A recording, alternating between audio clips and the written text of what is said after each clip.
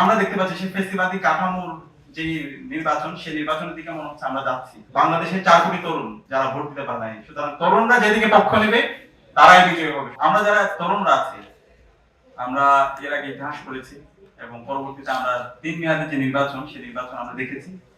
14 সালে নির্বাচন বলেন, 18 সালে নির্বাচন বলেন, 24 নির্বাচন, এখানে আমরা কেউ ভোট দিতে পারিনি। তো আজকে জুলাই বিপ্লবের মাধ্যমে আজকে যুবকরা এম্পাওয়ার হয়েছে, তরুণরা এম্পাওয়ার হয়েছে। এই জুলাই বিপ্লব তরুণরা করেছে। এখন আমরা বলতে চাই, এই 24 জুলাই বিপ্লব পরবর্তী আমাদের এই 26 সালে যে নির্বাচন হচ্ছে, এটা অবশ্যই ফ্রি, ফেয়ার এবং ক্রেডিবল হতে হবে। এখানে হোয়াট ইফস এন্ড বাটস চলবে না। আমরা রাজনৈতিক দলগুলোকে আহ্বান করব এবং এখানকার ইন্টারিম যারা দায়িত্বে আছে এবং নির্বাচন কমিশনকে আমরা অনুরোধ করব, এই জায়গায় কোনো ছাড় দেওয়া যাবে না। এই নির্বাচন যদি ফ্রি, ফেয়ার, ক্রেডিবল আমরা করতে না পারি, তাহলে বাংলাদেশ আবার পথ হারাবে। এবং এর মাধ্যমে আমাদের এই প্রতিষ্ঠানগুলোকে শক্তিশালী করার মাধ্যমে আমাদেরকে গণতন্ত্রের স্থায়ী রূপের দিকে আমাদের প্রবেশ করতে হবে এবং সে জায়গায় রাজনৈতিক দলগুলোকে ঐক্যবদ্ধ হতে হবে। জামাত, বিএনপি, এনসিপি এবং বাংলাদেশপন্থী যারা রাজনৈতিক দল আছে, এখানে এবি পার্টি আছে, সবাইকে ঐক্যবদ্ধ হতে হবে। আমরা সাময়িকভাবে হতে পারে, আমি সাময়িক লাভের জন্য ইঞ্জিনিয়ারিং করে আপনি জিতে আসলেন, কিন্তু এই ইঞ্জিনিয়ারিং করে জিতে এসে আপনার তো কল্যাণ হবে না, এই জাতির কল্যাণ হবে না। এখন বর্তমান সময়ে সবকিছু ওপেন, আমরা দেখতে পাচ্ছি কে কি করছে, কার মনোভাব কি। তো সেখানে এখনো সময় আছে। কেউ যদি আপনারা ইঞ্জিনিয়ারিং করতে চান, তাহলে আপনি নিজের পায়ে নিজে কোড়াল মারতেছেন।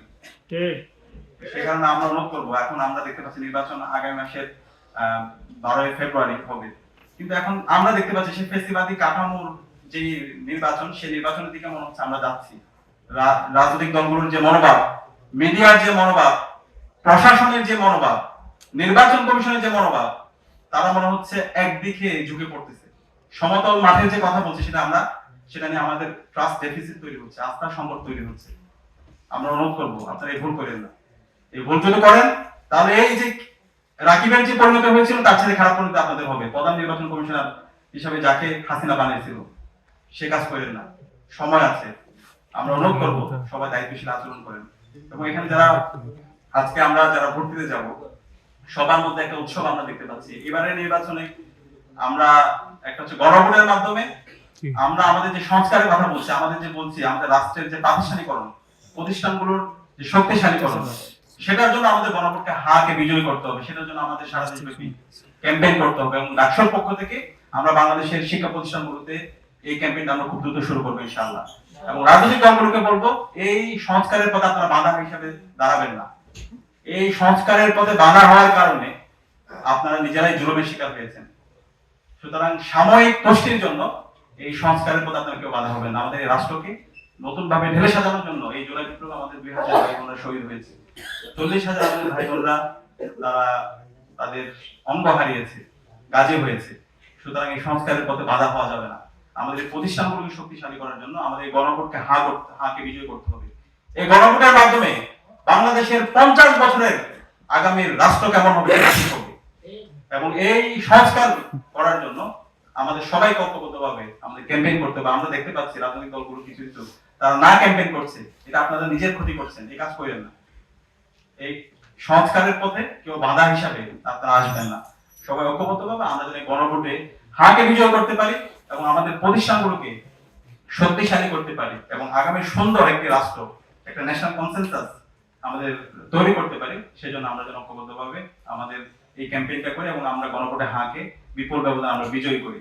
একই সাথে আমাদের প্রতিনিধি বাছাইয়ের ক্ষেত্রে অবশ্যই এই প্রতিনিধি এমন যেন না হয় যারা মাসল পলিটিক্স করে, যারা ওল্ড ফ্যাশন পলিটিক্স করে, যারা সেই আগের মাফিয়া তন্ত্র অথবা সেই চাঁদাবাজি, টেন্ডারবাজি, সেই রাজনীতি তারা ফিরে নিয়ে আসতে চায়। এই ধরনের প্রার্থীদেরকে যেন আমরা লাল কার্ড দেখাই, সে যে হোক, সে যে দলেরই হোক। যারা আমাদের প্রার্থীরা হবে তারা তাদের অবস্থান পরিষ্কার করবে।